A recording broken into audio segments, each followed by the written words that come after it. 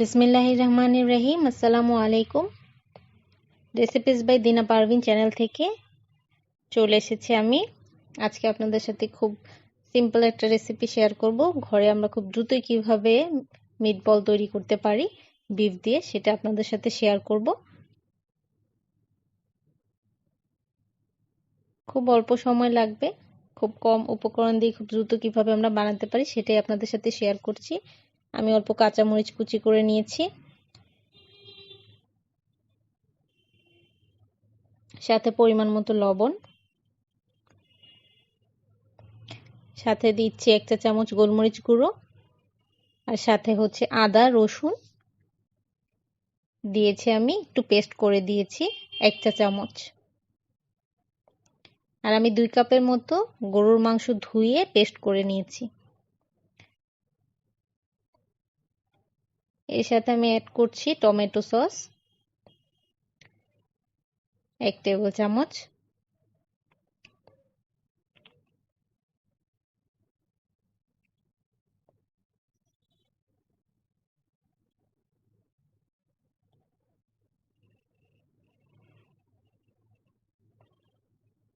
সাথে অ্যাড করছি আমি চিলি সস, সেটাও 1 টেবিল চামচ।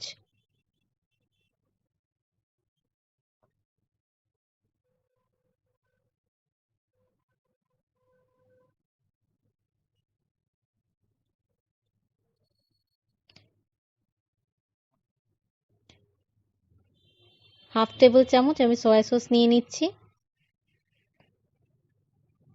চাইলে একটু বেশিও দেওয়া যেতে পারে, আমি 1 টেবিল চামচই নিলাম। যেহেতু আমি সল্ট খুবই সামান্য নিয়েছি, তাই আমি 1 টেবিল চামচ সয়া সস দিলাম।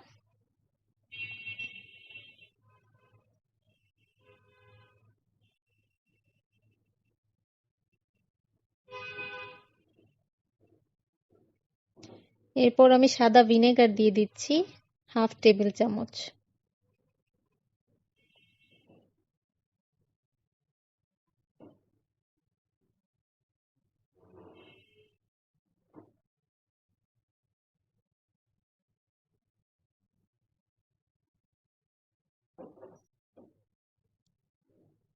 এই সব উপকরণ আমি খুব ভালোভাবে মাংসের পেস্ট করার সাথে মিশিয়ে ফেলবো। আর মাংসটা যখন আমরা নিব, যেহেতু গরুর মাংস থেকে সবসময় পানি, এক্সট্রা পানি বের হতে থাকে, তো পানিটা যতটুকু পারি আমরা ফেলে নিব। ভালো করে মিশিয়ে নিচ্ছি।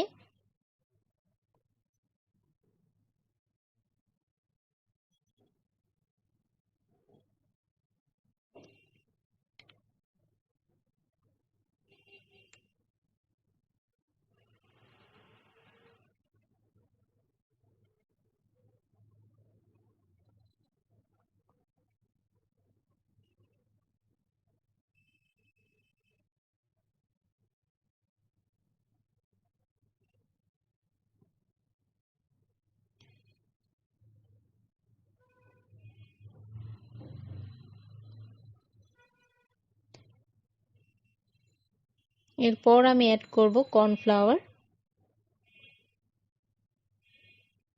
সাথে আমার ধনিয়া কুচিও লাগছে। ধনিয়া কুচি আমি দিয়ে দিব, আর কর্নফ্লাওয়ার আমি নিব হাফ কাপের মতো।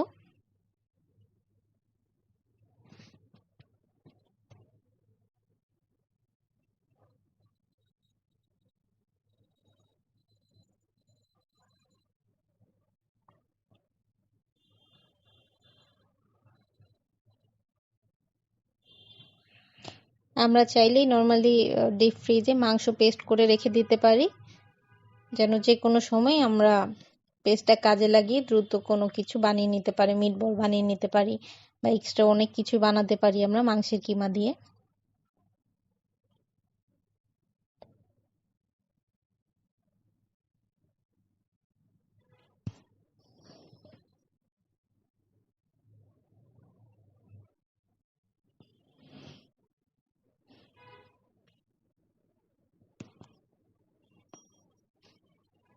এবার কর্নফ্লাওয়ারটা দিয়ে নিচ্ছি, যেটা আমি বলেছি হাফ কাপ নিয়েছি।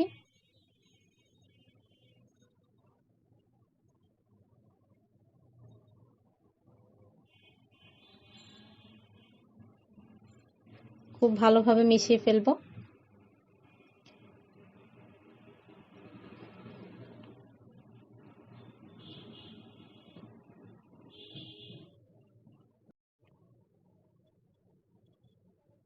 এবার আমি অ্যাড করে নিচ্ছি হাফ কাপের মতো বেসন। আপনারা চাইলে একটু পরিমাণ বাড়িয়ে দিতে পারেন যদি মনে হয় যে আপনার মিটটা একটু সফট হয়ে গিয়েছে, আপনার মিটের থেকে মাংস থেকে পানি ছেড়েছে, বেশি সফট হয়ে যাচ্ছে, তখন আপনার এর পরিমাণটা একটু বাড়িয়ে দিতে পারেন।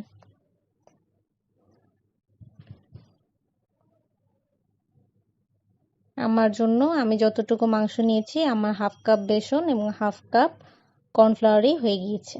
আপনার মাংস থেকে যদি একটু পানি ছাড়ে, যদি মনে হয় যে মাংসটা একটু সফট হয়ে গিয়েছে বেশি, তখন আপনি এক্সট্রা এর সাথে বেসনটা বাড়িয়ে দিতে পারেন।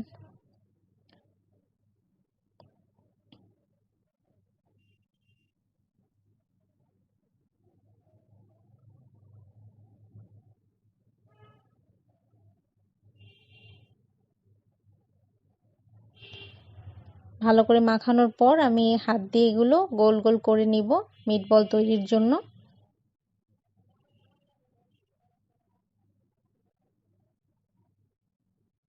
হাতে সামান্য অয়েল নিয়ে নিলে হাতটা তার লেগে যাবে না। আর যেহেতু এটার মধ্যে কর্নফ্লাওয়ার আছে, এটার বাইরের লেয়ারটা মসৃণ হবে না। যেহেতু কর্নফ্লাওয়ার দেওয়া আছে, কর্নফ্লাওয়ারের জন্য ভাজার পর এটা একটু আঁকাবাঁকা হয়ে যাবে। এটা হওয়াটাই স্বাভাবিক যেহেতু কর্নফ্লাওয়ার দেওয়া আছে।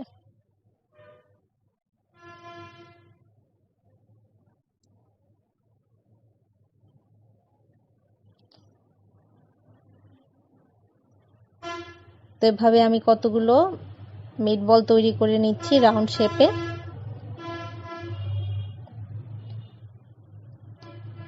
আর আমি আমার ফ্রাই প্যানে তেল গরম হতে দিয়ে দিয়েছি।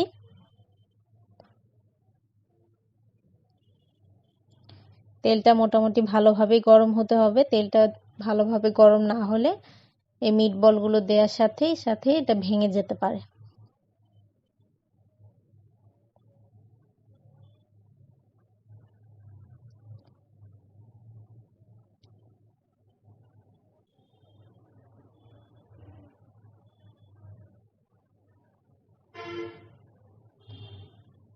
তো আমি সবগুলো তৈরি করে নিচ্ছি।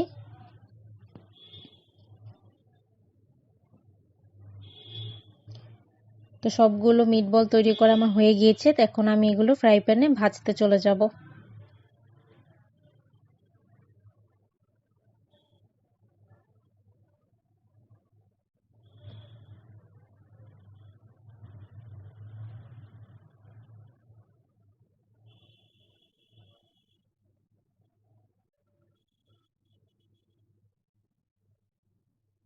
তেলটা অবশ্যই ভালোভাবে গরম হতে হবে, এটা অবশ্যই খেয়াল রাখতে হবে।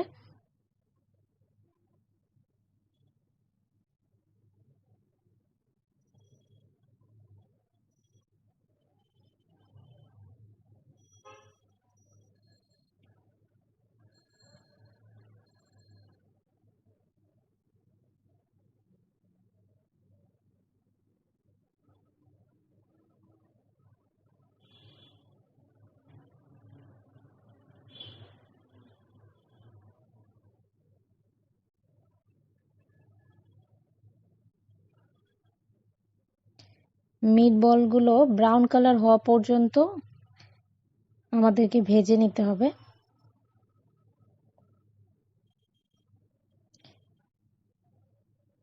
এখন হিটটা হাই রাখা যাবে না, কারণ হাই রাখলে বাইরের লেয়ারটা শুধু পড়ে যাবে, ভিতরে রান্না হবে না।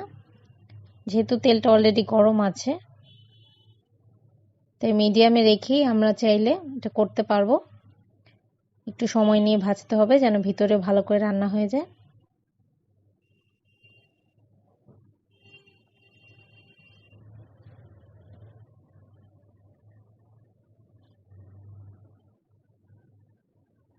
দেখতে পাচ্ছেন যেহেতু মিটবলে কর্নফ্লাওয়ার আছে, তাই এটা শেপটা একটু এলোমেলো হয়ে যাচ্ছে, মসৃণ নেই।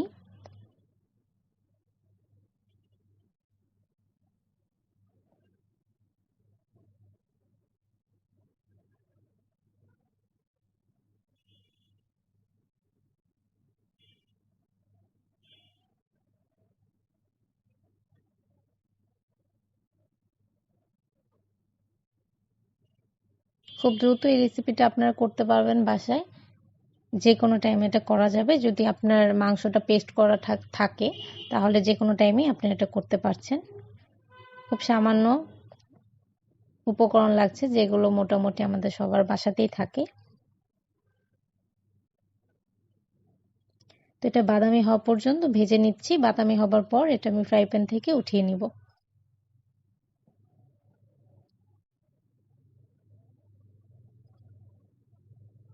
এক পাশটা বাদামি হয়ে গেলে আরেক পাশটা উল্টে দিব। এভাবে আমি অপেক্ষা করব যতক্ষণ না সবগুলো বাদামি রং হয়ে আসে।